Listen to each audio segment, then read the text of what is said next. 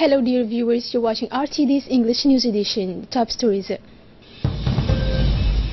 head of state, His Excellency Ismail Margili, has received a group of International School of Africa students this morning. The President of the Republic, as we say in the major stories, His Excellency Ismail Margili, has received today, this morning, a group of students from the renewed school, the International School of Africa. This school has been operational since September 2017. It has structures in many countries. The education provided is of high quality. Foreign languages are taught there, such as Arabic, French, and English are important. The management of the establishment having scheduled guided tours after many institutions of the country, the head of state has accepted with good grace to devote a few moments of his precious time to listen to these young students.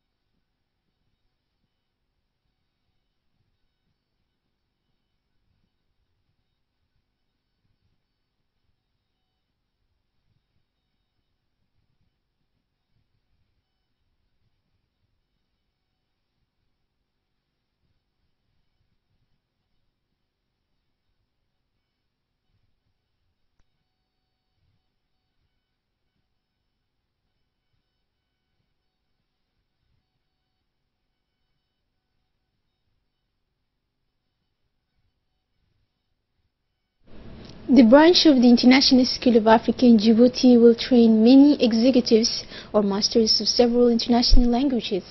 During their meeting with President Geli, the students of the International School of Africa were accompanied by the President and CEO of the school, Mr. Ayman Lutfi Daha, and the Director of the same school, Mrs. Noah Saba.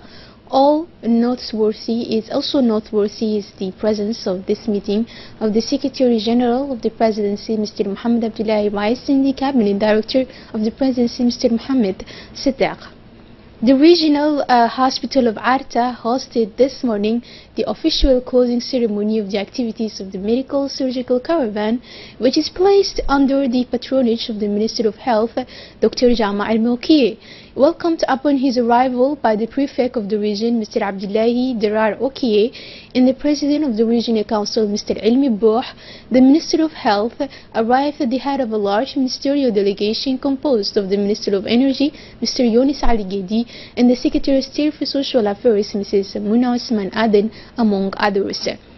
Note also the presence of the WHO representative, Mr. Jafar Jalal, the director of the CNSS, Mr. Hassan Roble, and parliamentarians from this region of Arta who took part in the ceremony. Local elected representatives, customary chiefs, and dignitaries from the region of Arta have all responded to welcome the ministerial delegation and to attend this colorful ceremony, which has just wrapped up in beauty after 14 days of intense and productive activities. The caravan in the region, which was undoubtedly a great success. In fact, more than 23,000 patients were consulted, 131 cases underwent surgery, and 254 hospitalizations were recorded at the end of this medical caravan, which lasted for 13 days and mobilized 30 medical specialists and senior technicians.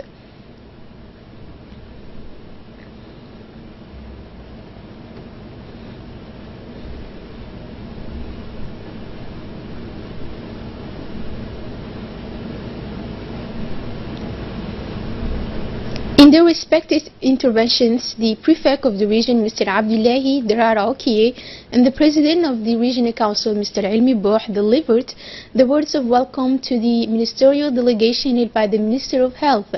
The two officials of the region also conveyed the thanks of the population who unanimously recognized the benefits of this medical surgical caravan for 13 days. As for the director of the CNSS, Mr. Hassan Roble, he confirmed the commitment and participation of his institution to support the efforts of the Ministry of Health as part of a fruitful collaborations for the benefit of the population.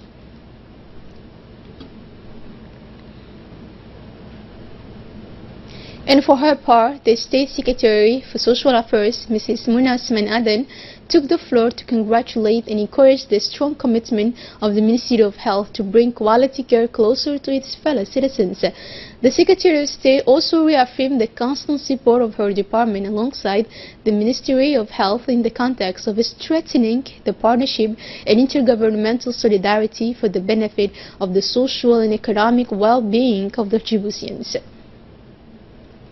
And as a native of the region, the Minister of Energy, Mr. Younis Adigedi, has reaffirmed his full satisfaction with the mission of the caravan, which has helped to rid more than 23,000 people in various specialized care.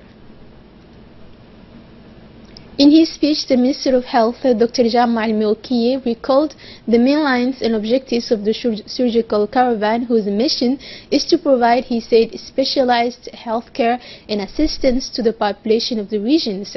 In Arta, he further emphasized that the initiative stems from the political vision of the President of the Republic, reflects this desire to constantly approach quality specialized services closer to the Djiboutian population wherever they are. On the sidelines of the closing ceremony, the Minister of Health also proceeded to the handing over of two brand new ambulances, a mobile team vehicle, stocks of medicines, lots of 15,000 mosquito nets, blankets, and food of 500 vulnerable households that were delivered to the Chief Medical Officer of Arta and other local officials. In addition to providing a large amount of food for more than 500 of the poorest households in the region, the Minister also handed over the keys of two fully equipped and brand new ambulances and a vehicle of mobile team to cover the needs for the transport of patients in evacuations. It should be noted that these grants of these materials and equipment follow the recent complaints made by the population of Arta as part of the public consultation on the theme of health. And in the process, the Minister of Health and his delegation visited the consultation rooms to meet the medical specialists to inquire visually about the progress of the activities of the medical surgical caravan within the Arta Regional Hospital. As a reminder, this medical surgical caravan of 30 medical specialists and paramedics began since February 6 to offer services such as ophthalmology, gynecology, psychiatry, and pediatrics. And now concerning energy, after providing details on sustainable energy projects with the support of the World Bank in the project to build a new thermal power plant at the Jebel at PK12, the Director General of the Electricity of Djibouti, Mr. Jama Ali Gele, told the press about the opening of the electricity supply market to the independent producers. Since 2015, he said, the government has undertaken major reforms in the energy sector by putting in place an appropriate legal and regulatory framework to attract private investors. Indeed, this law liberalizes the electricity production sector, whereas EDD remains in charge of transport, electricity distribution and marketing. Since the implementation of the law on the liberalization of the electricity generation sector in 2015, several slogans have been signed with independent electricity producers. But unfortunately, we know that most of these projects have failed to produce electricity, mainly because of the price of the energy offered by these companies, which is unreasonable compared to the price that exists on the market, because the independent producers want a return of their investment of a very short period of time, while the life of the plant's electric is 15 to 20 years old. And this is contrary to the government's policy of making abundant energy available to the country at an affordable price. However, he said, we are currently working with 4 companies for the development of renewable energy projects with a purchase price consistent with what exists on the international market. It is Green Energies, a German company, will develop a 30-megawatt solar power plant at the Grand Para. A Nigeria-based Africa Finance Corporation will fund and operate a 60 megawatts Goubet wind farm at Lake Assal. Aqua Energy, a French company, will finance and operate a 30 megawatt solar power installation with a combination of agriculture and energy. In addition, we have signed an agreement with the company Sinofin as an independent producer for the construction of a 2 times 75 megawatts plant operating temporarily on coil, but which will switch to gas as the LNG facilities will be operational. Obituary: we have learned with sadness the disappearance of the late Mohammed Omar Robleh in the evening of Thursday at the Peltier Hospital, where he has been hospitalized for 5 days. Born in 1968 in Djibouti, he was a driver of the Sojik company. The late Mohammed Omar Robleh left behind him 3 children and a widow. The deceased was the cousin of our colleague Awa Abdi, who is the Arabic television news anchor. May the good God welcome him in his eternal paradise. Inna lillahi wa inna ilayhi raji'un. And on the regional news, in Libya, as the country celebrates the 70th anniversary of the overthrow of Muammar Gaddafi's regime, the UN is committed to advance the political process. Libya celebrated the 70th anniversary of the revolution that overthrew the regime of Muammar Gaddafi in 2011 in the capital Tripoli. As in all other cities of the country, thousands of people wearing the colors of the national flag gathered in the public squares, where the authorities had organized concerts or broadcasting of songs via loudspeakers. In Tripoli, the Place des Martyrs served as a rallying point. Squads and musical troops, parades, as well as concerts and fireworks were held on Friday and Saturday. It is in the context that the United Nations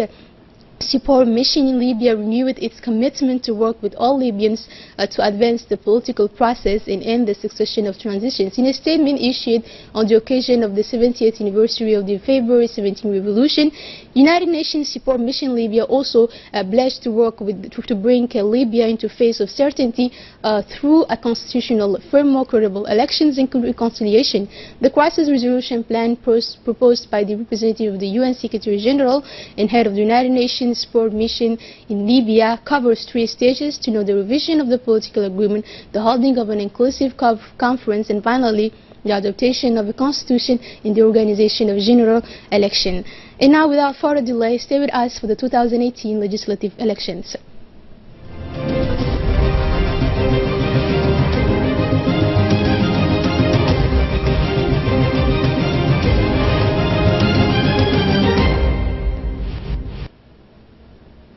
Welcome back. After Ali Sabih, the National Commission of the Communication moved to the Dakhil region. It is composed of its spokesman Ismail Abtidon Yunis and his financial officers Ibrahim Mohamed Hassan. These 2 members of the CNC were received by the prefect of the Dakhil region, Mr. Mohammed Sheikh Hassan, and explained the purpose of their mission. Subsequently, the National Communication Commission visited the RTD's studio in the Dakhil region and met with the RTD correspondent in the region. They spoke with the reporter about the coverage of this legislative election campaign. Then the missionaries of the CNC spoke with the UNP candidates, with whom they spoke about the coverage of their election meetings and their other meetings with the voters.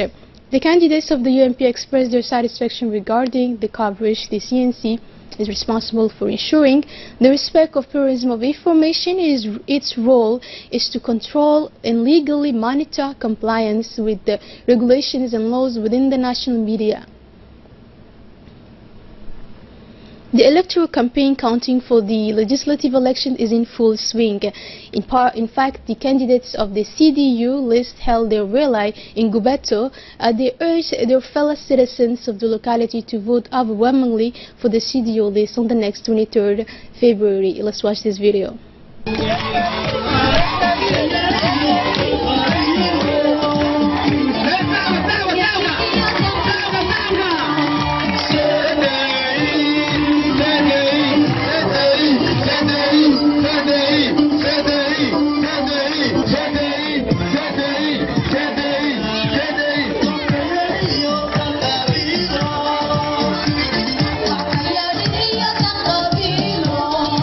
reerku bataataan lahay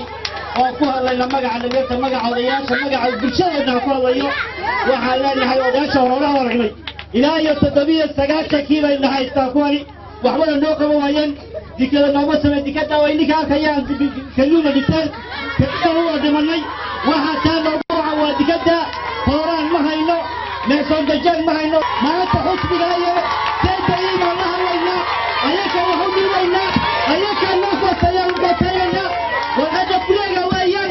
ilaa iyo salaamaasooda reedubato magacay ku ingiriisi ma marayay nima sheegayo magacaygu muxuu ahaa من نور الإنسي بريك بتي الروح الوسبيعي وحويا ما توقع نصعنا ورشدا برلمانات كونسون وحويا بريك بتو تراتول أيادو يربي الصبرتين وحي وتين قبل بريك بتي وتين ما تعرف تسوي كيك عاشق يا علي أو وحويا عاشق علي جبوت ولا مقرن بقول عسير مقرن قبر كلا ريع سبعة مقرن مركب وحويان بيجوا تدمر وحن يلنا أنا صعيد كامل أيامات مثلية هو اللي يقولوا وحبي سيدي مثلية أنا بيش أصدق على تكير نوع اللي أنطونا وقد بقولوا إن نقول تيم أنطونا السلام عليكم ورحمة الله وسلامته سلام وسلم أمكم وحنا يروح كسبتي أدام كارهان رأي سليماني سيف عم بالله وقرنايا سام بوا لسنا إلا أبد كذا وين كلا بيت ما قال لسنا وهم عيان لو فتيا أنا فادر رأي سليمان وفتينا وسلامنا ودمتنا السلام عليكم ورحمة الله وبركاته الله يرحمنا وأنا أكيد واحد وعدت كذي ذكر ما يسينا وأنا كذي سامري وأنا أكيد كاران بجرو halkaa hadduu alla idhaa waa isla joogaynaa haddaad noo footaysiin oo soo baxno annagu aniga mid noqonaynaa hadduu alla idhaaho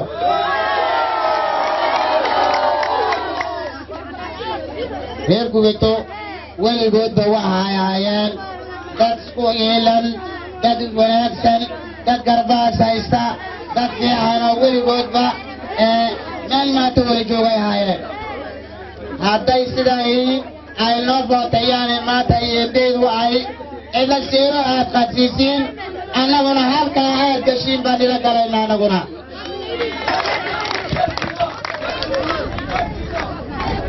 weligeed bada horta niyaddu waa meesheeda weeyaan weligood ba jaad iyo lacag anagu harqiyaan haddana dadku isbedel inay u baahan yihiin ayaa meel kastaba la arkay heejad kastoo soo marnay sidaa imikaad noogu soo baxdeen baan noogu soo baxay maanta waxaad leedihiin fursad qaaliga ayaad maanta haysatiin haddoo la idhaaho fursadda qaaliga maanta waa inaad ka faa'idaysatiin ood maaragtay erbebeeda miilaan zero kaga dhigtiin miilaan zero waa inaan kaga dhigno erbebeeda waa inaan maanta indhaha cagseelno uriyadayda bilad jabuutay dalkayga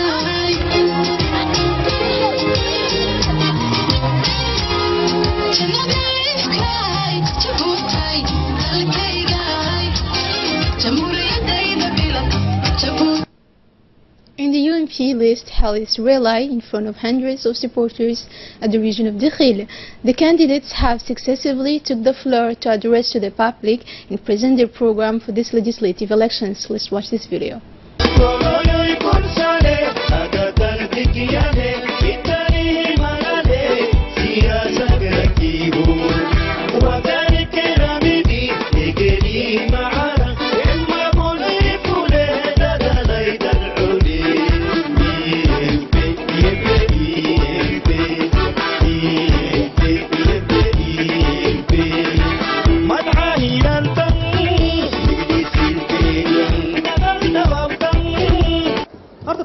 waxa weeye dibiteedii iga horeeyay wixii ay qabteen wad garanaysiin feedback hadday tahay biirooga shaqada soo ma garanaysiin maxaa la iga sugi inta la sameeyay ina wax ku daro weeye waxa aan ku dari doonaa haddii Ilaahay yaraaho maqan waxa weeye fond development baa maqan biiroogiisi saddex xidigood baa nin soo baxay haddaad heer dakhiltiin كوية طبعا كصباح نمو سيدا الظهر كما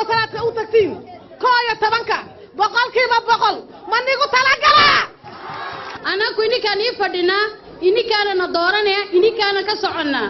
wixii xeera dumar dhalinyar iyo aabba uu leeyahayna waan ku dadaalayaa insha allah waxaa balama inta bisha 23-keega 100% warqadda akhtarka nugu ridiin waxaa cajiib oo aan la kulannay walaalayaal dad xoolo dhaqato oo fahmaya siyaasadda dowladdoodii oo raacsan aaminsan oo nale annagu dad kale ma lihi waxa weeyaan dadkaasi si fiican bay noo soo dhoweeyeen mulug laga bilaabo ilaa boondora gallaafi ilaa gagade waxayna leeyihiin jumcihii baa nagu dheeraado toddobaadkan uu nagu dheeryahay bay leeyihiin reer dikhil waa taa ninkaan garanayno waa taa way isku duuban tahay anigu halkan 3 af bale laga hadlaa 3 waa isku kala mid reer dikhil haddaan nahay waa mahadsantihiin dikhil waxaan ku ognahay waa la soo sheegay taariikh baan ku ognahay midnimaan ku ognahay nabad baan ku ognahay wadajir iyo kalgacaylo ayaan ku ognahay waa waxa ugu qaalisan jamhuuriyadda Djibouti ay adduunkana ixtiraamka loogu leeyahay weeyaan 3 gabdhood oo qaali ku ah magaaladaas oo aan u malaynayno oon rajaynayno oon sugayno sida aad u sugaysaan inay wixii dikhil ay u baahneed intii dhinneed dagaalkii dumarku lahaa ay ku daraan ay nii soo gooyaan hadduu ilaahay yiraahdo waa taata aan maanta aan nii sidno 3 gabdhood waxaan rabnaa inaad diiqadii ay nigu lahaayeen reer dikhilow inaad siisaan ma rabnaa inay niga helaan ma rabnaa walaalayaal waxaa iminka xagga laga hadlayay wax soo saarka dalka dikhil wax soo saarka maxay ka dhigan tahay faa'iido maxaan ka helnaa weeyaan dhagaxda arkaysiin xaggan baa lagu sameeyaa waa la hagaajiyaa waa la iibiyaa waa dhagax qaali weeyaan beri waxaan tagay meeshii dhagaxda lagu qorayay oo Yurub ku socday waxaa la tusay meeshii lagu shaqeynayo ubadkiina waxa meesha ka shaqeynayay waxaa jira goobacad iyo xalle iyo tisaddexaad waa bisidro 3 meelood oo dhulka uu beeraha u fiican weeyaan 2 waa gobolkii dikhil mid waa gobolkii oboq weeyaan nacaawinayna laakiin horta shaqada waxaa ubadkiina weeyaan ina sameeyaan UMP In Intajora region, this time the ARD party organized the rally in the locality of Vanda. More in this video.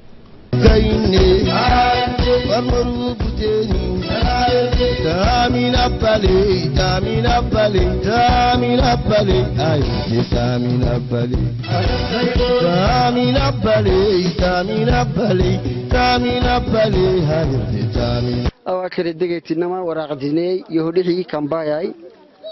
تويا لما توهيا ما تحليه توحق دكي لما حسبي التلفريق توراقتي أيرديك لما توبرتي تكل يا مركا عمري نوبرتي إسنا أبوك كله تنبرتي أبوتنا سكتة ولي أبوتنا فدا سين قاعتنا فدا يلي سين كتر كلاي تواسين درتي بيقولوا رعيتي تو مرة برتي ولي أبوتنا فدا معي تو مرة كي أيردي تو عدي دليتي خميسي تور يا بيعدي دي بتكني بتيابه دي بتكني نمو بتيابان فرحاي دي بتة شيء بكي أبكاته ينو إنكي محاو عن قرامي ستنك على إنه ماشي بافك ينموي شيء بها بكاته يكنموي شيء بيلاني وكل شيء بدرلي شيء بها بانمتا يابتن دي بتي ومانه يعني وما يكتن دي بتي توكل دي بتي اللي أبا منك محايتينكي أسامبلي ما يا مجلسي حكومة بهتما أسامبلي هم بهتا تو أسامبلي بدأ كوا عدالتني إسين علي ديرل تنتونو إسين ما تنتونو سين ديرلي أسام دي بتيان تو دي بتي كدن نهي كدن كاكريمين كا غيمتا كهنا بما أجدك كماركا مسؤول كأنه مكوتا ما جوز كدن مكاكبوهم دي بتي فردهم أبيك التمي تبغى الدكتور كهاي دي بتي كوجين لها دي بتي عن حبيه تكلي يتوبكو آيردي بحث دبيت ليتان دبيتاتها سيدي كنتي وقت تحتني وراس العنباتها ورقات عداين ردش عبي سيدي دبيتها سيدي دور تقدوني هاي الحين والسلام عليكم ورحمة الله وبركاته أردم مجال فرتما كدو دم مجال فرتما رهينا هدف لمرة ما هدف هاي أمة كهربتين كلها دلتي فرمهنا فتو يولي براهين مدمتنا أمة كهرب بتجيح الأوره الدنانيمي أوري بين وين أنتو تجيح له حكي صلوا ينفنا كك مرعنا تو يسا ككلي هاي نانو أبادو لابنا ما رجوا مريان سوغاي ومري محاهي ميتي أما بغاسي ويحيون مقتنه أباتي وإذا كل مقتنه وسنا كل محابنا يهنا مية مريان نانو سينا مكة تماتين من عبنوي وسو يماتين كادو من عبنو نم مكين التحين كهيانا ما أواي سينا والكيني للسر اللي نقصن توه الجواب قحسانا ما عفر بادو عفر أمت عفر هاي عفر دي سبادو كلك مسجناي ستة ديسك مسجنا طب لينا أواي وسن سنان ديسانا فرينكي هاي كينك إنما سنان كك ديسانا محاي محدد أكتانا ماي شعبي محدد أكسيسانا ماي سنان كك ديسانا فردانا توهي مك جواب شعبي هو حلقة حسا أساساك سني مردوري تانا مكا جمعتها ويسر هوردين وركت عدانا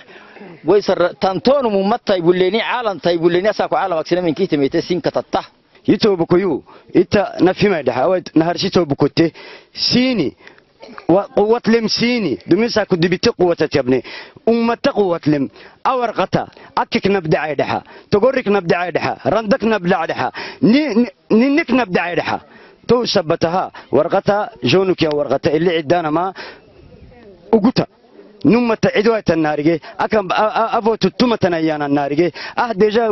بقرعة وتميانا وقتا اسم دينك وقتا سني كرتبيا نهار كرتريكتوري جرا بيرك دبها ما جرا سني كرتجبت هاي ساي عدا تدنا هاد عن كيد عوام وعد بلتون لكن اسم بررعتني أتمد عتيان كي نجي حلون كيف ويتك أبها هني من كيف ويتك أنا يا ساكن أمة تجوسن كيف وينك توقعتك محاي آمني واتي نمنا ننسينا منك. The UDT and PDD coalition once again demonstrated in a Rahiba meeting and a crowd welcomed the head of the list and the candidates of the coalition.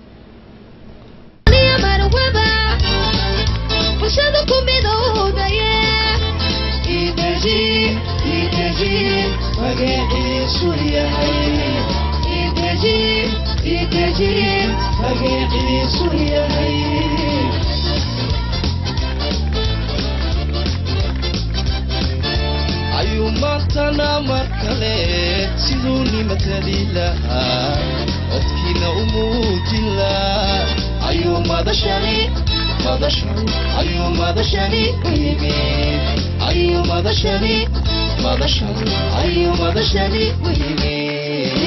ayuumaantana mar kale siduu nimatali lahaa codkiina u muujin muxuubada iyo kalgacalka xaafadda xumbuliyo hayso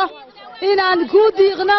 oo si dhabana kugu diiqno taasa marag furaysa allahana kuwii run kugu diiqaha naga yeelay in beedmillah iniga laalaya sheenka waalidka waxa la hadlayaa reer xumbuli waxa la hadlayaa haweenka xumbuli inamada sheenka odayaasha warqada cad soo raaca ilaya soo raaca waxa oran lahaa waxa laalahay baa yiri